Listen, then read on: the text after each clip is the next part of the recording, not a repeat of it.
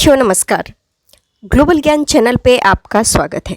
साथियों, अभी बीएसएससी का जो भी पेंडिंग में पड़ी हुई चीज़ें हैं उसका 2 मार्च को जजमेंट आएगा और अब कंट्रोल से बाहर की बात है कि कंटिन्यू डेट पर डेट लिया जा रहा है। कहीं भी कोई ट्रांसपेरेंट चीज़ें दिख नहीं रही है कि आपको 2 मार्च को फुल एंड फाइनल हो ही जाएगा, लेकिन कहीं ना कहीं यह कैंडिडेट के साथ खिलवाड़ है और कैंडिडेट के भविष्य के साथ एक झुंझुना वाला खेल खेला जा रहा है जो नहीं होना चाहिए था।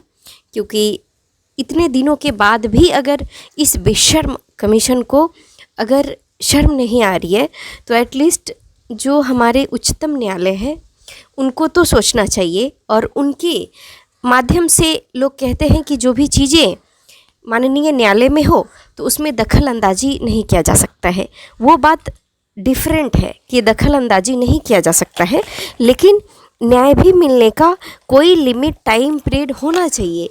ये कहाँ का न्याय है कि आपको 14 वर्ष की वनवास के बाद आपको रिजल्ट आएगा? ये कोई तरीका नहीं है। मानसिक स्थिति से मत खेलिए। और कई बार लोग इसलिए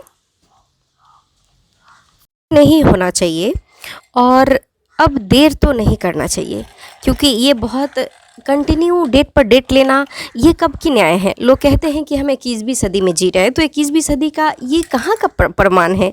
और जो लोग इस रिक्रूटमेंट के तहत रिक्रूट होंगे, आप सोचिए कि उन पर क्या स्थिति होगी। लोग कहते हैं कि स्वच्छ वातावरण में स्वच्छ चीज़ों का निर्माण होता है, तो जब इतना प्रदूषित वातावरण है और तो फिर तो सोचिए, इस पर जल्द से जल्द न्याय मिलनी चाहिए और 2 मार्च को रिज़ल्ट आना चाहिए, जजमेंट आना चाहिए, क्योंकि अब कोई ऑप्शन नहीं है हमारे पास। एक बीएसएससी को कितनी बार में एनी हाउ न्याय मिलनी चाहिए और ज़्यादा देर का न्याय होता ही नहीं है एट फर्स्ट। तो हम सभी लोगों से भी यही अपील करेंगे, यही गुजारिश करेंगे, यही अनुरोध करेंगे कि आप 2 मार्च को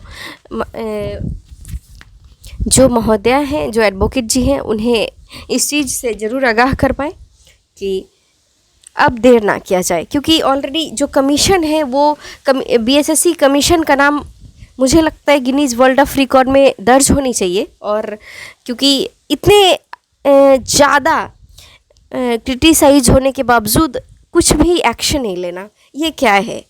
और लोग कहते हैं कि भारत विकास की राह पर है, तो ये बात ज़रूर सत्य है कि भारत प्रगतिशील है, विकासशील कंट्री है, लेकिन युवाओं के साथ ये कौन सी प्रगतिशील कंट्री है। तो